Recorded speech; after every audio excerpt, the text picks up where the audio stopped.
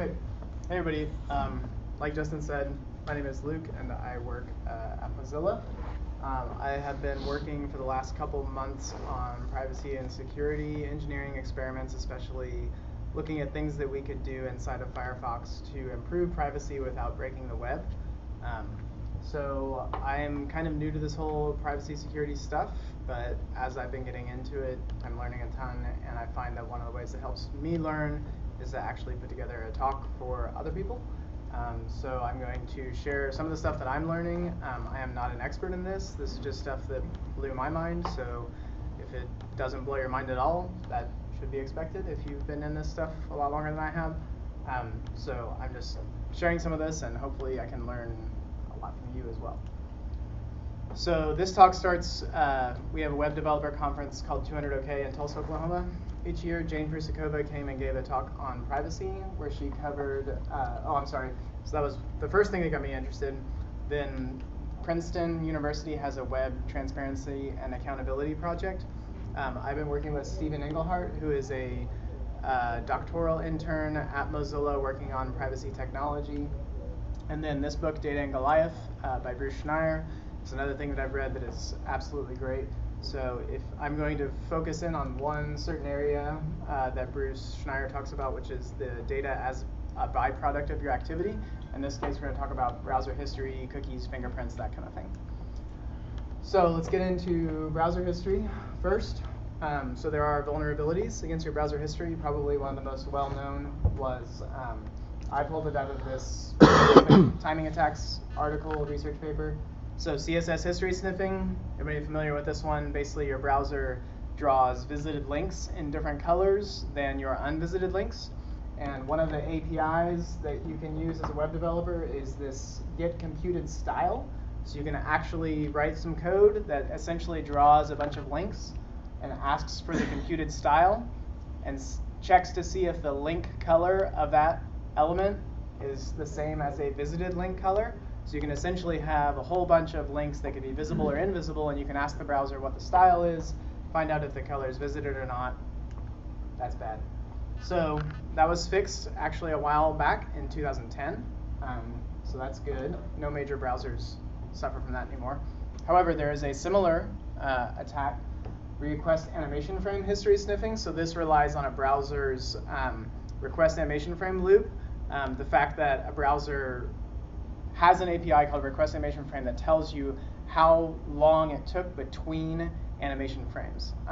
This is used a lot in game development to calculate frames per second and basically optimize things and say, is this running at 60 frames per second or what is it, and that kind of thing.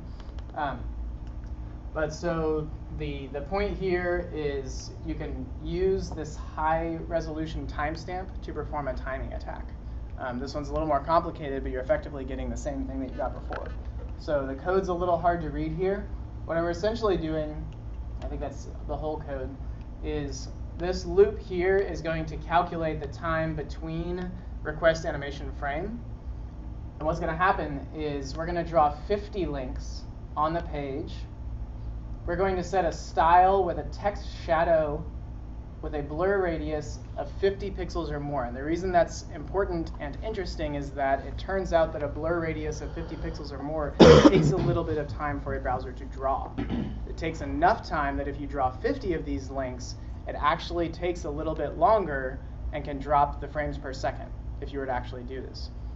So what's essentially happening here is you have a URL dictionary, just like you do with get computed style, but you chew through them and you set the href value, and then this loop over here is going to time how long it took to change that link element.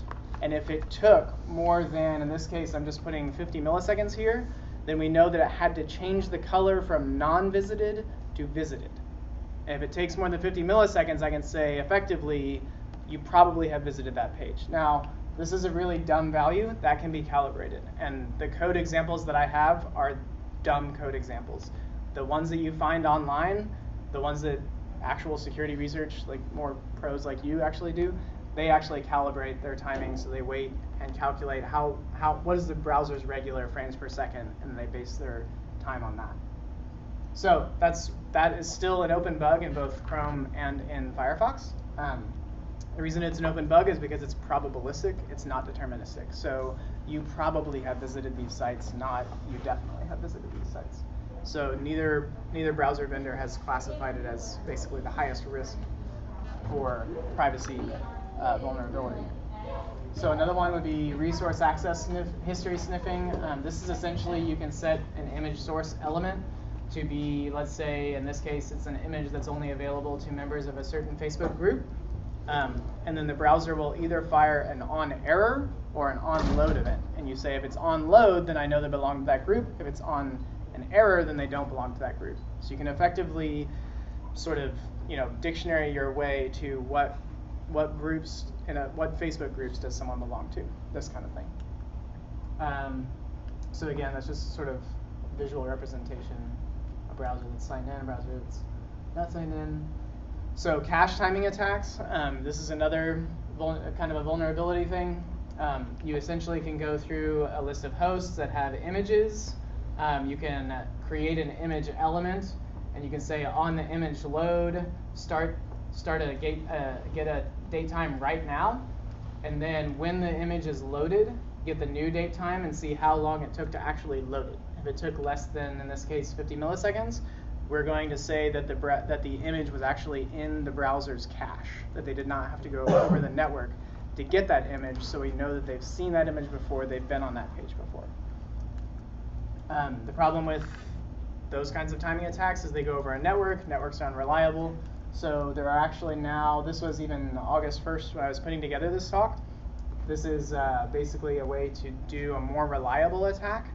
And essentially you abuse the video element and you point the source of the video element at something like an image, but you use the suspend event, which is fired when the network is done loading, but when the video is going to start processing.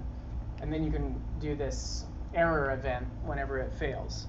And that way you've eliminated the network time from your timing attack. You calculate the time that it takes between suspend and between error, and you can actually decide what the size of the payload is based on this time. So this is basically a way to take the network out of the attack vector. There's some code to do it. I'm going to blast through some of these because I have a whole lot of stuff in here, and I've timed this talk. It takes a while. HSTS history sniffing. So who knows what HSTS is? HTTP strict transport. All right. Once you use the full name, yes. What's that? Yeah. So HTTP strict transport security is the full name. HSTS is the acronym. So this is essentially an HTTP response header that tells a browser that they should only ever go to the HTTPS version of this site for certain amount of time. So it's essentially if a visitor ever stumbles onto the non-HTTPS version of your site, you can pin them and say, never come back to the non-secure version for this amount of time. Now there's a problem. This attack is basically, you create a page that uses a content security policy. Everybody know what content security policy is? So in the content security policy, you could set a directive that would potentially say, only load images from unsecure HTTP. And then you fill a page with a bunch of images that are going to be loaded insecurely, and you can point them. Let's say you've got a HSTS host dictionary. So you have a bunch of websites that use HSTS, and you point images, a dictionary of images, at those sites. What's going to happen is that the browser is going to fail those image requests if they have been to that site before. Because when they went to the site the first time, they picked up an HSTS pen, right? So in this case, we basically say on error, calculate the time that it took to fire an error. So if it's less than 5 milliseconds, we know it's the browser sending a CSP, or I'm sorry, an HSTS error, right?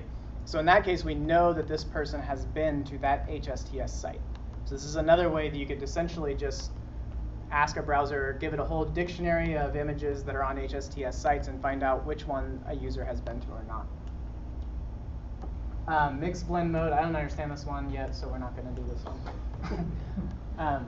So cookies, everybody knows cookies, right? Cookies are great. They let you log into a site and stay logged in, so that every request you go afterwards has your little cookie session ID, which is good.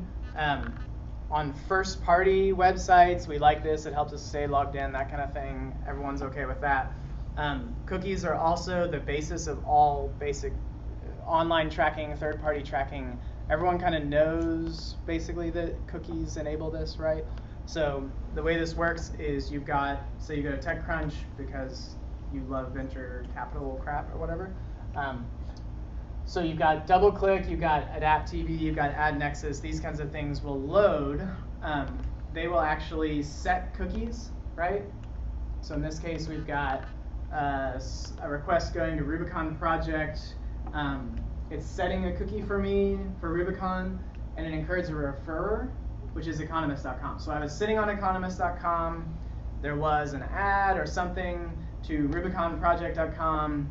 They set an identifier for me, so anywhere else I go on the web, every single request that goes to rubiconproject.com has this identifier for me. It includes that cookie. And that's how they track me across lots of different websites, right? So when cookies first came out, this is an article from '99 that was talking about there's these terrible things. They're called cookies. They track you online. The conventional wisdom then was, okay, if you don't want to be tracked, just clear your cookies, right? Okay, enter the super cookie. So everybody remember Flash? It was a thing. If you had to program in Flash, I'm sorry, it was a thing. We had to do it. So Flash has this thing, local shared objects or local storage objects. Some Flash developer tell me which one is the right one. Which one? Local storage object? Okay, so essentially what websites started to do when people cleared their cookies, you could set your browser to clear cookies every time you closed it. So what they started to do was, okay, we're going to send down a cookie. We're also going to send down a little Flash movie that sets in this LSO the same cookie value. So then the user goes and they clear their cookies. When they come back later, the same page loads up that Flash movie and says, oh, the cookie's gone, but we still know what it is, so I'm going to respawn the cookie, right? So this is the actual code in Flash. I've not tested it. I don't want to get Flash out ever again if I don't have to. Silverlight isolated storage is apparently another way to do this. But these days you can actually just do this with HTML5 local storage, and it's actually even easier. So it doesn't rely on plugins, but this is the same exact code to do all of that. Just get an item out of local storage, and if it's not there, set the document cookie based on it, right? So eTag, this was an especially nefarious way to do a super cookie. Kissmetrics was doing this on sites like Spotify and things like that. So if you know anything about HTTP caching, the way that caching works is that your browser, a web server will send to your browser this thing called an eTag, which identifies the version of this resource that you've got, right? So this is basically going to tell your browser whether it needs to go get this resource, whether it's a movie or an image or whatever it is, if it needs to go get it again. They noticed that Kissmetrics was setting the eTag value to, and when I say they, there's basically all these research papers that I'm linking to. So Kissmetrics had this set cookie, and they had this identifier for you. So they were setting this cookie for you across the web, tracking you there. But they were also delivering it, the eTag, as the same value, which means that every single request that your browser made to this URL afterwards was going to include an HTTP header if none match with the same identifier. So even if you cleared your cookies, even if you disabled JavaScript, I don't care what you did, this was basically HTTP caching, abusing that in order to keep a super cookie identifier on you all the time, everywhere. This is some JavaScript about how you would kind of do that. It's quite simple. This is, let's see, this is the JavaScript client side. This is the Node.js side. You're basically just looking for, in the request, grab that if none match value, and then once you get it, set the eTag to it and send it as a cookie. HPKP, super cookie, we're going to skip that. I don't fully understand that yet. So let's talk about cookie syncing. So sort of the conventional wisdom, or the wisdom that I had when I got into this stuff, was that, okay, so Rubicon knows this amount of my browsing history, AppNexus knows this amount of my browsing history, DoubleClick knows this amount of my browsing history, but these things aren't connected to each other. But cookie syncing is essentially how all of these entities connect identifiers to each other. So what happens is you go to a first-party site, and there's a third-party tracker that has a certain user ID for you, and it's inside of their database. What they will actually do is they will serve a redirect from appnexus.com with their user ID to one of their partners, like lotame.com.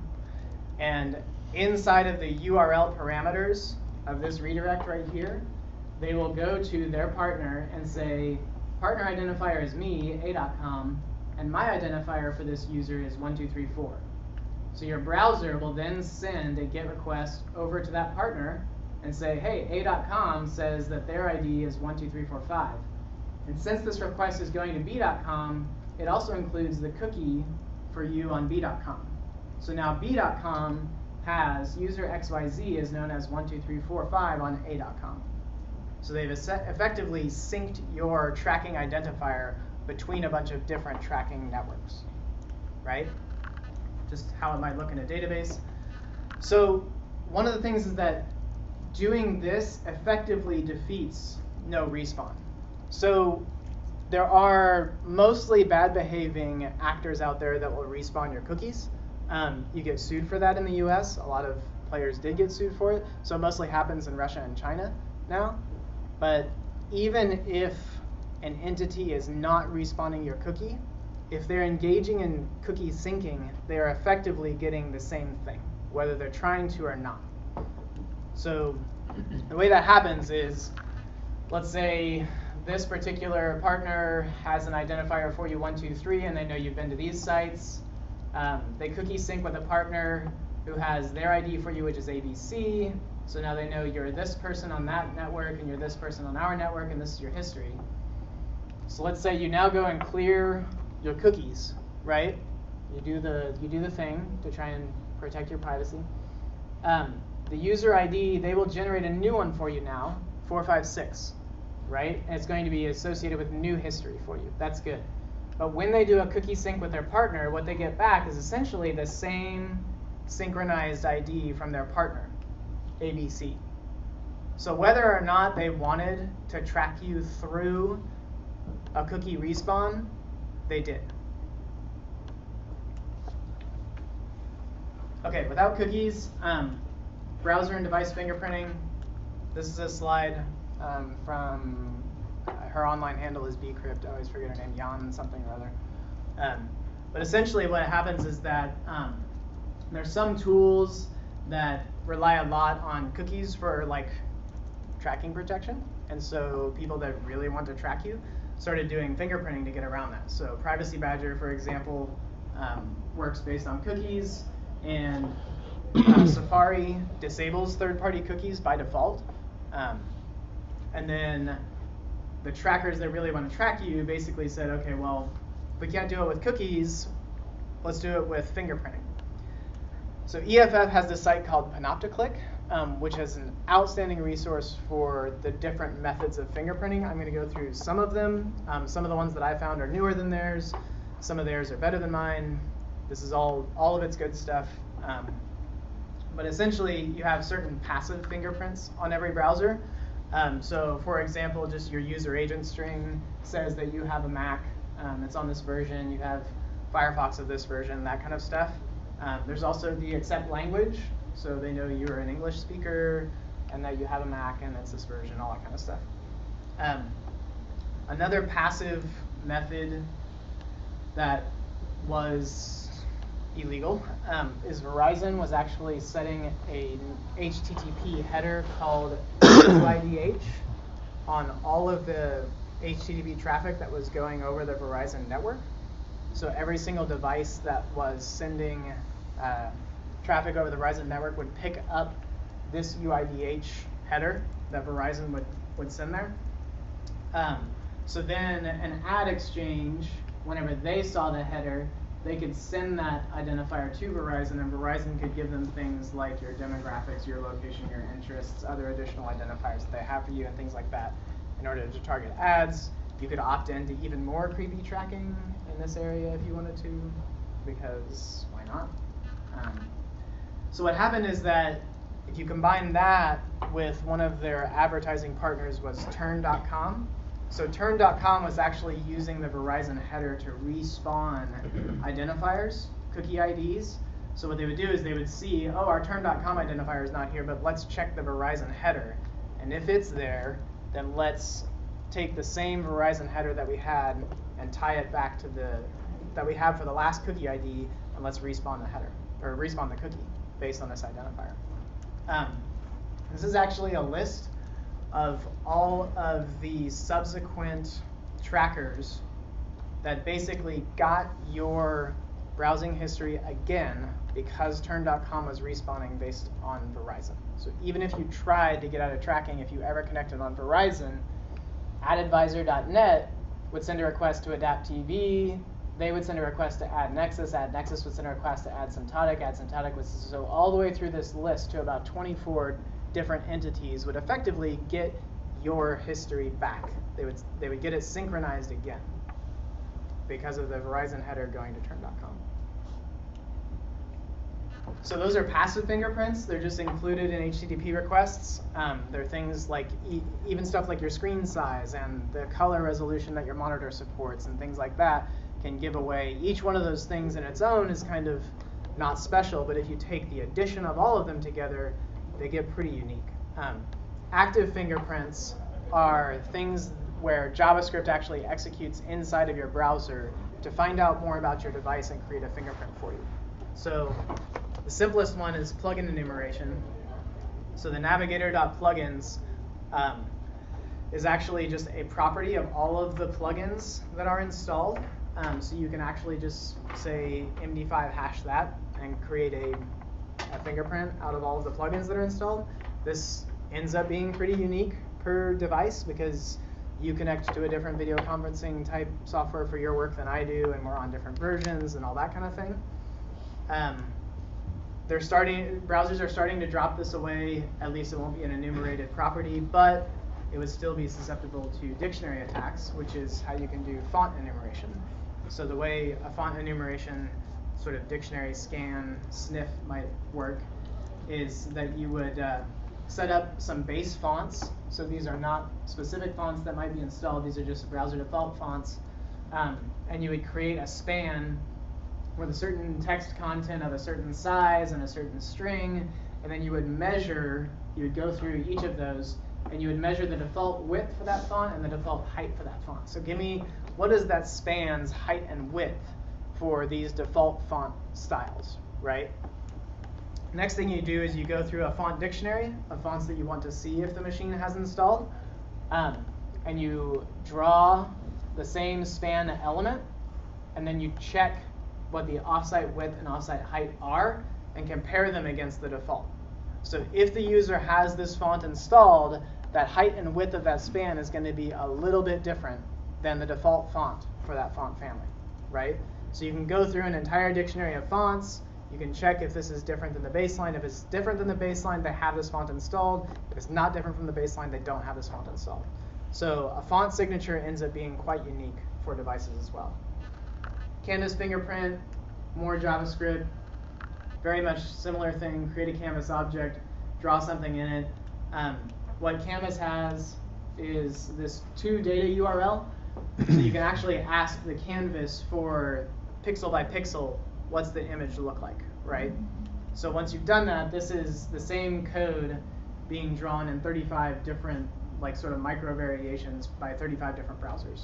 So that data URL is going to be a little bit different based on what fonts the user has installed, what screen size they might have, what color depth they might have, that kind of stuff. There's WebGL fingerprinting. It's similar. I'm not smart enough for WebGL, but this is a cool screenshot that shows kind of the same thing. You can render a scene into a WebGL canvas, and based on fonts and the graphics card and the version of the drivers and all that kind of stuff, it might be a little bit different each time. Audio context is doing a very similar thing with the audio hardware that's in a device. So the way audio context works is you basically have these nodes, and the output of one goes into the input of another. In this case, I'm just starting an oscillator. So an oscillator is just going to give me like a constant tone at a certain megahertz or whatever. This gain of 0 says set the volume to 0, so you can do this without the user actually doing anything. And then you can run through. You chop up the each of the sample. You chop up the sine wave into a certain number of samples and then analyze what they are. And so this visualization, essentially the red one here is an example of like Chrome on Android with a certain audio device, audio chip, and then on some other device it looks a little bit different. So you can essentially create an audio fingerprint based on the audio chip they have, what audio drivers they have, that kind of thing. WebRTC, this is used by Google Hangouts, Facebook Messenger, Firefox Hello. WebRTC needs to find ICE candidates, which are basically clients that it could connect to do real-time peer-to-peer media connections. So this is like if you want to do Skype without using plugins and stuff like that, WebRTC is the answer. But what's interesting is that these ICE candidate objects that are returned to the browser actually have inside of them a candidate string, which if you want to get involved with regexes and probably horcruxes as well, you can pull out the IP addresses from the candidate strings here. So essentially what WebRTC does is it exposes the local IP addresses that are available to the machine. So JavaScript can go down to your machine, find out what your local IP address is, what your local IP on your VPN is, that kind of thing. It could create a fingerprint out of it. It could do worse things with that, I guess. This is the fingerprinting thing that sounds like the craziest that I haven't tried yet. But the WebVR spec is a way to do virtual reality inside of like a web app. And so the API specifies this get VR displays method, which returns a number of VR displays, and inside of each of them, you can call for each VR display, you can say get eye parameter for which eye you want to look at. And the way VR displays work is that there's a sensor on the inside of the display that is actually looking at your eyes, and it can measure the interpupillary distance between your right pupil on the nose of your bridge and your left pupil on the nose of your bridge. And it does that so that it can readjust the focal plane inside the display to be optimized for how your eyes work, right? The precision with which it returns that distance is something like 1/1000th of a millimeter or something, which ends up being unique to every human on the planet. So what may be happening here, or may be possible at least, is that if you stick your head into a VR display, whoever's on the other end of it is essentially getting what's a retinal scan from you, right? So I haven't verified yet, but I've got a buddy with a Rift, and I'm going to write this code. I want to know if the precision is accurate. Like if I stick my head in a VR headset 5 times in a row, is it really going to return the same value 5 times? I don't know, but according to the spec, this is possible. Okay, so we're about 30 minutes. That's device fingerprinting, cookie stuff. Before we go into the next, let's pause for questions for like a couple minutes, just because that was a ton of stuff. Any questions on cookies, fingerprinting, that kind of stuff? It was all so obvious, so confusing. It's actually funny because much of it is, it doesn't seem obvious until somebody says it, and then it's like, oh, you could do that. Yeah, that would work. Yeah, it's not hard stuff. It's not magic. There's no magic here. It's just JavaScript, and it's like only a little bit of JavaScript. Okay, so I'm going to get into cross-device matching. Cross-device matching is essentially trackers don't want to track your iPad separately from your laptop, separately from your watch, separately from your tablet. They want to track you. So sort of the gold mine here is this cross-device matching. How do we know that this iPad, this iPhone and this laptop are all actually the same person, right? So the way you do this, and I need to rearrange these slides, I think. Let's get into probabilistic device matching. Okay, so the way trackers are doing this right now is that, let's say you want to get a device activity data set. And so a common example might be, I want to go ask some mobile carrier for all of the device activity in this zip code in Kansas for this date range, right? And it might be billions and billions of records. Now inside of that device set, I want to know which of these devices and their activity is actually the same person on different devices, right? We're going to call that's the device activity data set. That's the giant data set that you want to find matching devices in. So this contains IP addresses, Wi-Fi networks, operating systems, browsing history, all that kind of stuff, right? So the next step is to go get a truth set of deterministic matching data. So what deterministic matching data is, you absolutely know for sure that this is the same person signed in on 3 different devices. And the way you know this is it's something like Facebook, Google, Twitter, something where you are signed in to their services on 3 different devices, right? So there's some amount of activity that you do with your Facebook account on 3 separate devices. You absolutely know, Facebook absolutely knows that you are the same person doing that on 3 different devices. So we're going to call that data set the truth data set, where this is known that this activity is the same person on different devices. You split this data set into a training set and into a test set. And you're going to create a machine learning model based on the training set. You're going to build up this model, point it at your training set, and say, okay, take a guess based on IP address, language, and some other factor. Which of these devices do you think are the same person, right? It chews through that. Then you point that model at your test set, which is the other half of it, where you know which ones are actually the same person on different devices. Okay?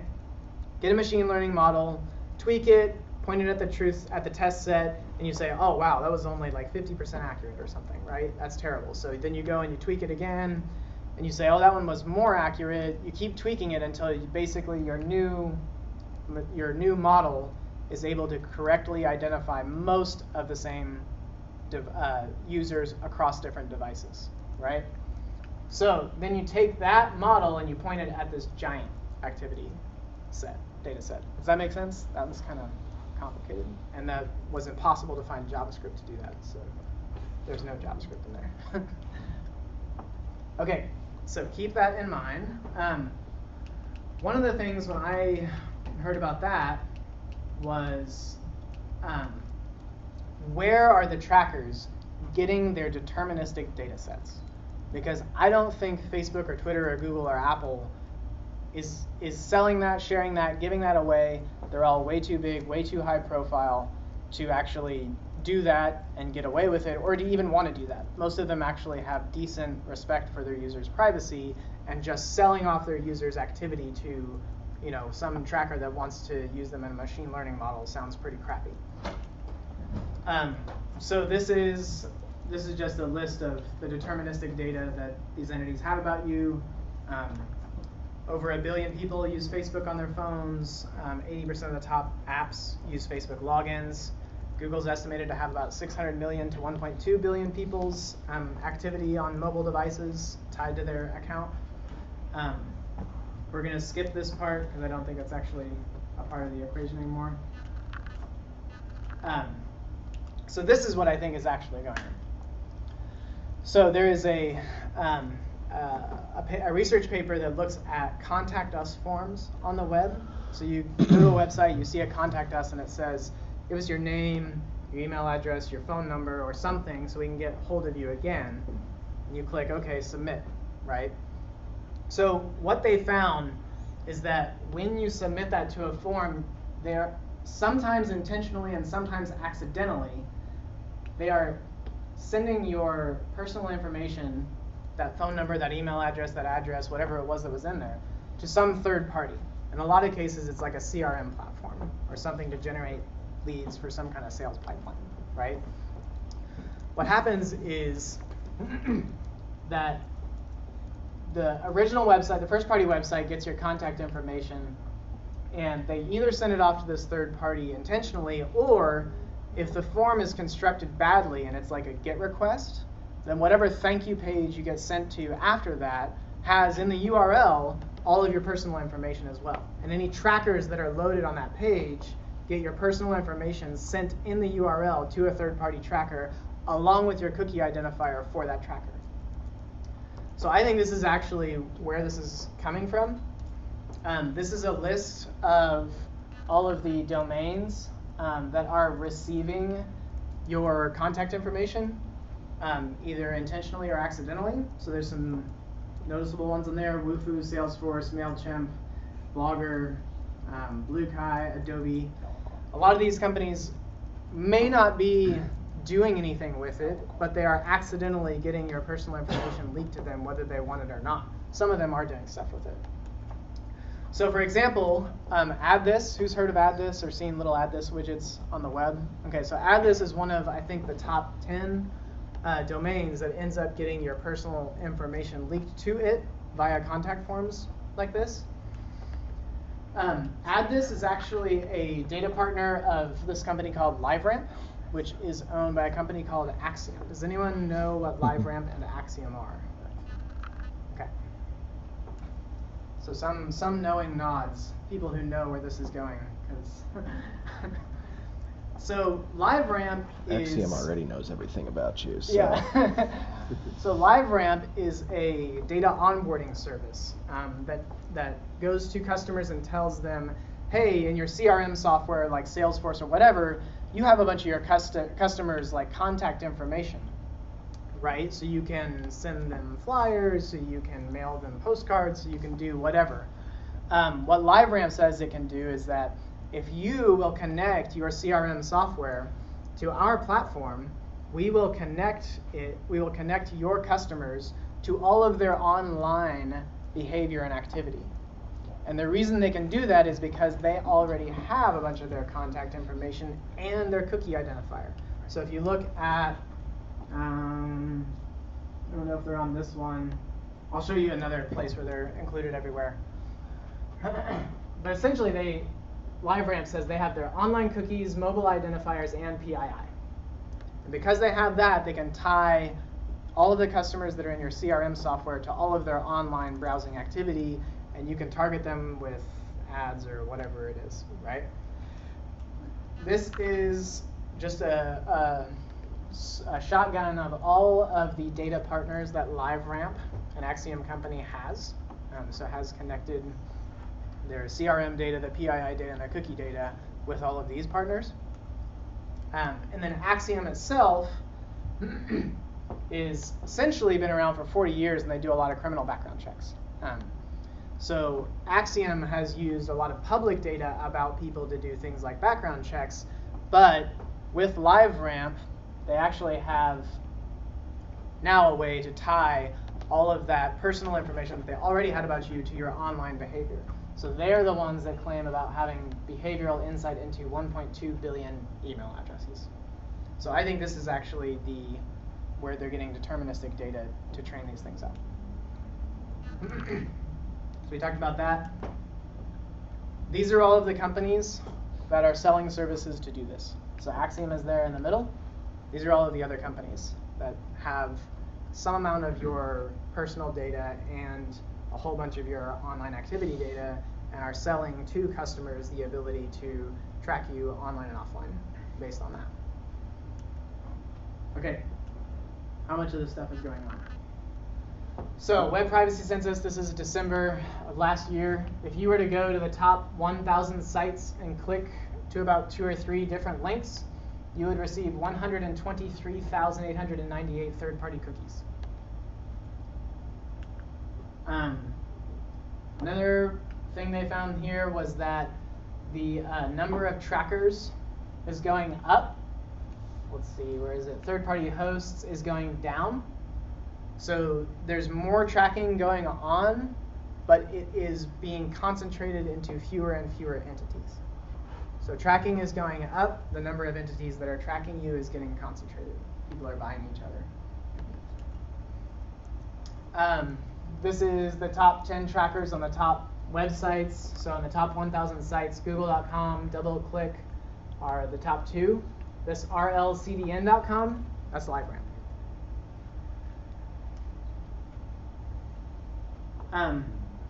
This is the trackers, or I'm sorry, third-party domains hosts that have resource requests on the most popular websites.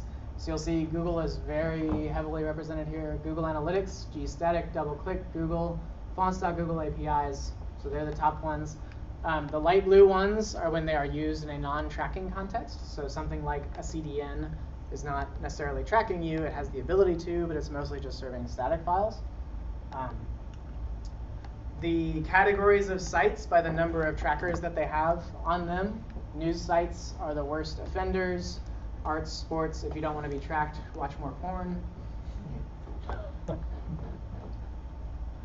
The percent of, so these are the top websites, the top 1,000 sites, top 10,000 sites, and how many of them are doing like canvas fingerprinting or WebRTC scanning or font fingerprinting. So 5% of the top 1,000 sites are doing Canvas, 2.5% are doing a font enumeration or a Canvas font fingerprint, and then 0.6% are doing a WebRTC. The sites that are actually doing Canvas fingerprinting, you've got stuff like Dropbox in there, BBC, Groupon, some pretty big names in there. Audio fingerprinting, Expedia, Hotels.com, Travelocity. The travel industry is really into audio fingerprinting for some reason. WebRTC, a lot of the same travel industry players, probably using the same third-party tracking services. So cookie respawning. These are the sites that actively engage in cookie respawning. Like I said, you get sued for this in the US, so it's all China and Russia on this board. But the cookie syncing stuff, this is the domain and the number of identifiers they know about you. So by doing a web crawl, you're basically able to see how many different trackers are redirecting to this tracker with an identifier. So DoubleClick.net actually knows 32 different identifiers for you online. Some other big ones on there are Rubicon, CloudFront, RLCDN, again, LiveRamp is on there, Facebook's on there. So this was out of WebTap when they did this sort of million-site survey thing. There's only 2 trackers that are actually present on 40% or more websites. That would be Google Analytics and DoubleClick. But if you assume that even that moderate amount of back-end cookie syncing is going on, then the number of trackers that are watching at least 40% of what you do online is 161 trackers. Be able to see 40% of what you're doing.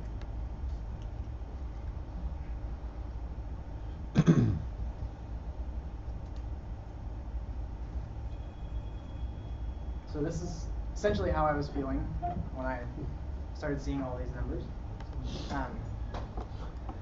So real quick, I wanted to go through the good implications of this. Analytics, I really, really, really like analytics. I have another talk on analytics that I give. So I like Google Analytics a lot. I actually think Google Analytics is sort of a standout in that they have a really good privacy policy, and if you put anything like PII into Google Analytics, it's a violation of the terms of service, and they'll shut you down. So if you read Advanced Web Metrics with Google Analytics, the author of that is a big privacy advocate as well. So that's one of the reasons that Google Analytics has always billed itself as you cannot put PII inside of Google Analytics. Personalized services, these are good. I like it when Google can tell me what my commute is going to be and what the traffic's going to be like, because they know when I usually leave and things like that. They know when my house is. Relevant advertising, that's pretty good. I like seeing ads for board games and stuff rather than ads for deodorant or whatever, because I think I smell fine. Preventing fraud, this is kind of a very good success story in tracking, where this is a company, fraud.net, and they essentially have this data set about where credit cards are used, what devices they're used on, like the location that they're used in. So this is pretty much, I think, you all know better than I do, 8 to 10% of all credit cards will be used fraudulently this year or something. And so there's a lot of fraudulent activity that goes on, and this thing can basically, that's the thing that pops up, sends a text message to your phone and says like, hey, you're traveling, you're on your way to Kansas City and you're getting gas. Someone's using your card in, you know, a place that you're not normally at. Is that okay? And you say yes, right? So this is, they're tracking where your credit card is usually used, and they can detect fraud that way. Preventing criminal activity. So again, Axiom, they go and track a lot of people so they can do a criminal background check. They can do a thorough criminal background check. That's good. National security. So Snowden slide, Prism, NSA used double-click identifiers and other online tracking identifiers to try and find people, what they were doing online. So bad implications. These are basically coming out of Data and Goliath. So bad analytics are bad analytics. Don't need to say too much about that. Over-personalized services. So this is a book called The Filter Bubble. This is essentially, after you use Google enough, Google becomes your favorite search engine for those 8 websites you always go to. Like every single result it gives you is always the same sites that you always click on anyway. And doing that over and over and over again, showing us the same ads, showing us the same friends on our Facebook news feed, showing us all of the same stuff creates this echo chamber around ourselves because everything gets way over personalized, right? So this is a downside of tracking everything everybody does and trying to make everything so relevant to people that they don't ever get outside of their own filter bubble. Creepy advertising. So I would say this is where we're at right now. When a machine follows you online and tries to show you an ad, it feels really creepy because it's very obvious that it's a machine and not a person. So this is, again, that there's the uncanny valley of, you know, CG characters where if they look just so ridiculous, they're not human at all, and it's obvious, that's not creepy. It's whenever they get to that point where they look human enough, but not human enough, now you're creeped out, right? I would say this is where we are with online advertising right now. These are 98 different personal data points that companies can use on Facebook to target you for advertising, and some of them are like people who've recently bought antidepressants and like just weird, creepy stuff, right? But it's obviously a machine doing this, so it feels wrong. So creepy online stalking. This is a startup that was essentially selling itself to apartment complexes and saying whenever somebody applies to be a tenant at your apartment complex, have them go to this website and connect their social accounts, and we will tell you how often they searched for phrases like I'm broke or whatever to tell you if they're gonna pay their bills or not, how much of a risk they are to bring into your apartment complex. So that feels creepy. Committing fraud. So this is a thing called Fox fraud. What's happening now is that basically the same people that are trying to phish your credit card numbers, at the same time, what they will do is they will run all of those fingerprints on your device that we've been talking about, and they will save that to a .fox file. And then Fox fraud is a VM launcher that will essentially launch a virtual machine to look like your device when they use your credit card. So this is so that Axiom company that does the online background checks, they have a link that basically says if you're a consumer and you want to run your own background check and see what a background check might turn up on you, go to this website and click this button, and you will get this security warning because they have an invalid certificate. And one of the things they ask you on the other side of that invalid certificate is for your name, your address, and your social security number. Good job, Axiom. So this is one of the points that Bruce Schneier makes that I'll make pretty quickly. So this is one of the slides from Snowden's leaks out of the NSA. All of the different companies that have Microsoft, Google, Yahoo, Facebook, Paltalk, YouTube, Skype, AOL, Apple, giving the NSA email, chat, videos, photos, stored data, VoIP, file transfers, video conferencing, notifications, online social networking details, and special requests.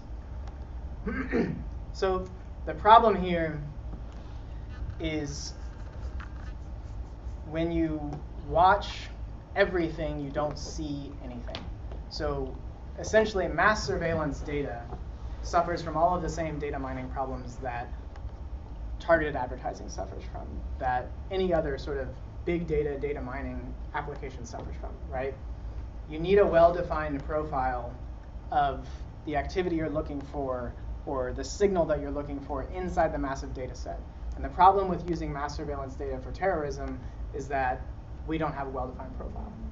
These things happen once a year, once every few months. Sometimes it's planes being used as missiles. Sometimes it's somebody driving a truck across a beach in France, right?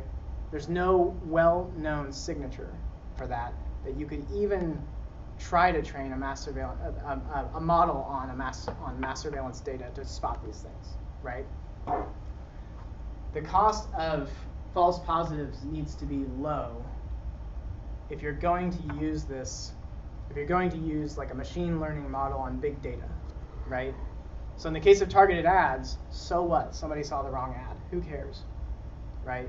But in the case of like a drone strike or arresting someone or detaining someone, like the cost of those false positives is much higher. The other thing is you need a massive number of true positives. So again, like the first one, this doesn't happen enough to be able to build a model off of mass surveillance data to be able to catch this stuff. So who's heard of the false positive paradox? This is one of the slides that's actually from Crosswise, which is one of those big data trackers trying to do the device matching type stuff. But it's essentially, I think Cory Doctorow has popularized this in a blog post or something.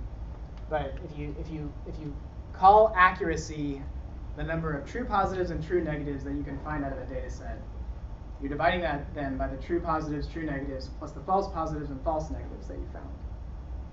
The problem is that true negatives number will always dwarf every other number in this equation. So in this case, this is the probabilistic device matching. They said, let's say you have 4,920 devices. And inside there, 30 of them are actually the same user on two devices. So if you have a 100% correct match rate, then you found all 30 of them, and you found all 4,920 true negatives, right? Or I guess it would be 4,950. But you add that up, and you divide it by the number of false positive, false negatives, you've got 100% accuracy. That makes sense, right? This is how probabilistic device matching and probabilistic machine learning judges its accuracy. Let's say you can only actually find 50% of them correctly. So you only find 15 of the 30. So you found 15 true positives. You still had 4,920 true negatives. Then you had the same numbers of true positive, true negatives, and you had false positives and false negatives. That accuracy is still going to come out at 99.7%. If you found 3 of them, your accuracy is going to be 99.5%. So any model that says it is 99% accuracy is pretty terrible, right, for these kinds of big data sets. That's why things like precision and recall need to be factored in when you do that stuff. So again, you watch everything, you don't see anything. This is more preachy stuff. Let's skip it. Wait, oh, I don't have the speakers on. Okay, why aren't we doing anything? So the privacy paradox, so if you're like me, it's basically, yeah, I'm concerned about privacy, but I still just keep releasing data about myself. And survey after survey finds that this is essentially where we are in America. Everybody says they care about privacy, but everybody keeps releasing data about themselves. This is called the privacy paradox. What we have in America is we have this notice and choice policy and philosophy to privacy. Basically says, if you care about privacy, go check out all of the companies that you interact with and make sure that their privacy policy is good before you interact with them, right? Of course. Yeah, setting aside the fact that 131 of them you're interacting with without ever having known that they were on the websites you were visiting.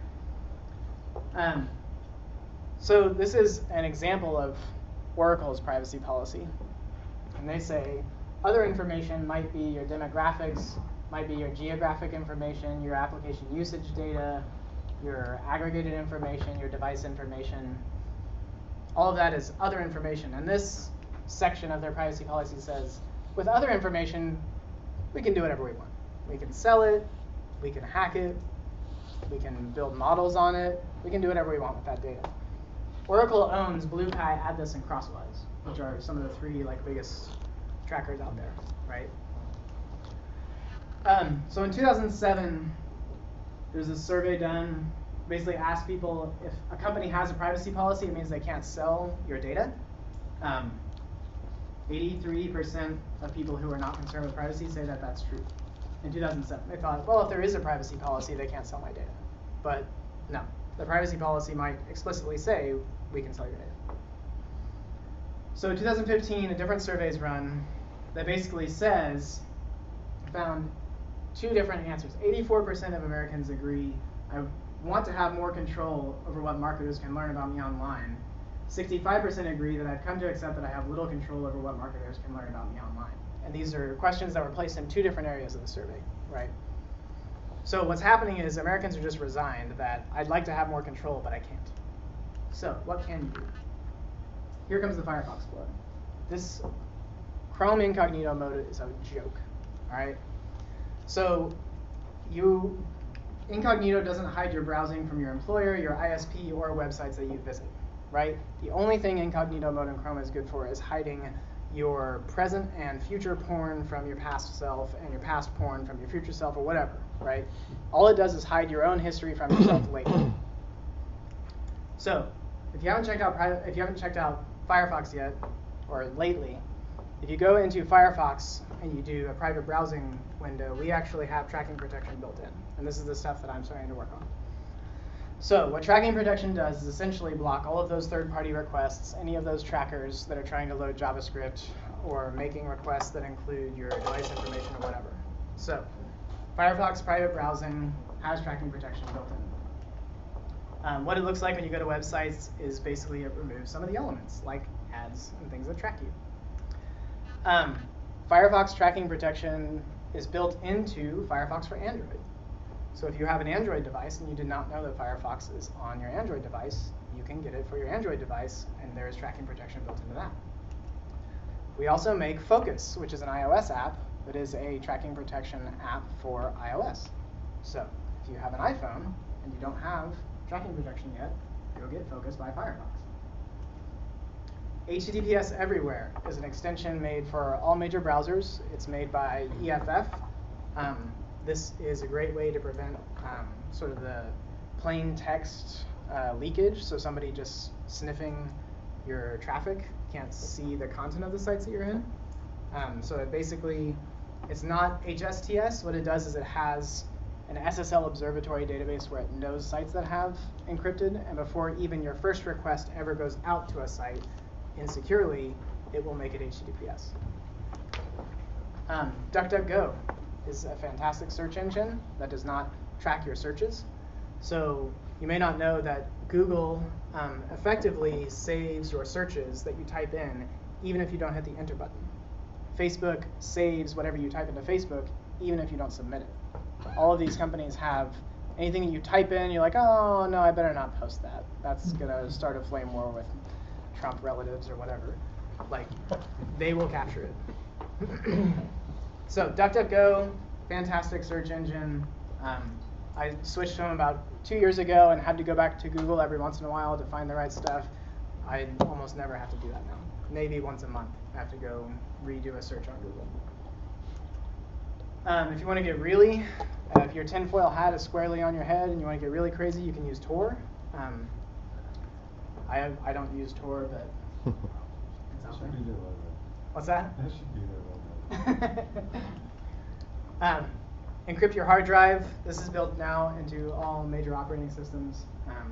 BitLocker in Windows, File Vault in Mac, and Linux just has it built in because, haha, drive noobs. So if you're a power user and you want to actually see some of the stuff that's going on, you can grab a program called Wireshark, which is good at sort of monitoring network activity. If you're on a Mac like me, I'm in love with this one called Little Snitch, which has a really nice, fancy display. You can set up different recordings. Has a really nice user interface. I also use this Charles web debugging proxy. I run it on my laptop, and then whenever I'm on my Wi-Fi on my phone, I point the proxy server on my phone to my laptop, So I can actually see what all of the apps and stuff on my phone, what network activity they're sending out as well. So that's on Mac, Charles. So if you're a web developer, HTTPS, all the things, let's encrypt. It's a thing. It's awesome. Use it. Secure cookies. So if you're using cookies, very much pass them with the HTTP only and secure flag, so they can't be set or accessed by a document cookie in JavaScript. That HSTS, go ahead and use it. I know there's a small privacy vulnerability potentially with it, but it is much better than having people go back to your HTTP site over and over again. Prevent account enumeration. So this is an OWASP group. Everyone knows what this is, right? AshleyMadison.com. Everyone remember the big hack of Ashley Madison? Look at all the cheaters in the database kind of thing. So they had actually, before their database was even hacked, they had account enumeration was possible on their site, because they would try to do the smart thing where they would use the same message whether or not the email was found in their database. So they had the same message, but the problem was that they took these elements off the page if the account actually existed. So if the account didn't exist, these showed up, and if the account did exist, they were gone. So basically, you could go through a bunch of email addresses and hit Ashley Madison with it and find out if they were on there. Don't leak PII, strawberrynet.com, worst thing I've ever heard of.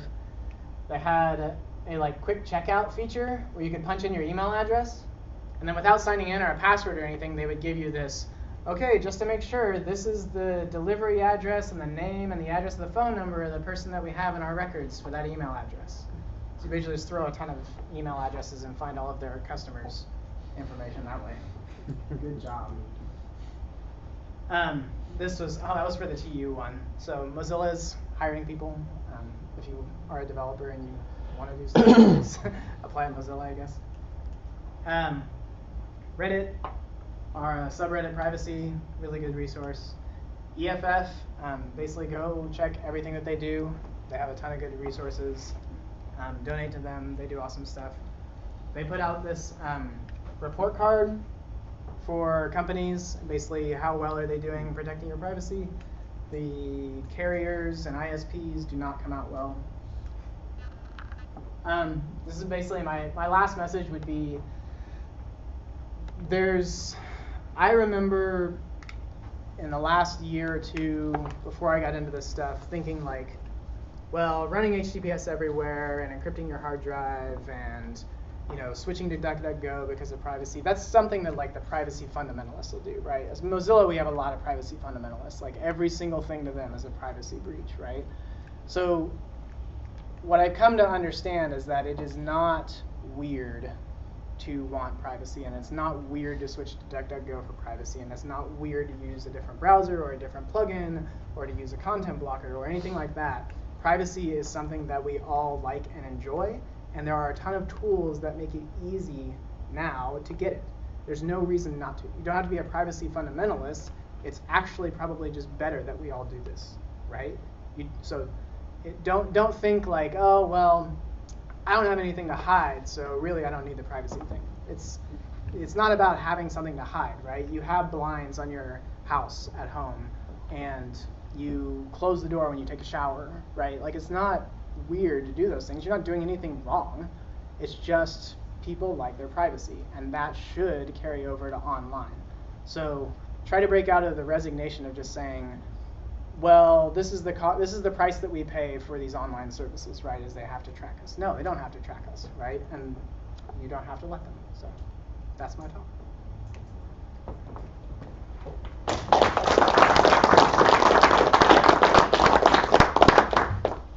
All right, so that was just over an hour. So. That's perfect. Any Thanks. questions? No questions. Wichita had a lot more questions than this one. Just saying. Just saying. Will you make your slides available? Yeah, I'm going to give this talk at a conference called Thunder Plains in November. And so I'm kind of not putting much of it out there until that one, and that's going to be the first one. I'm going to do it online and all that stuff. But once I do that, then I'm sure I'll tell Justin, and I think I'll have a recording or something like that. So.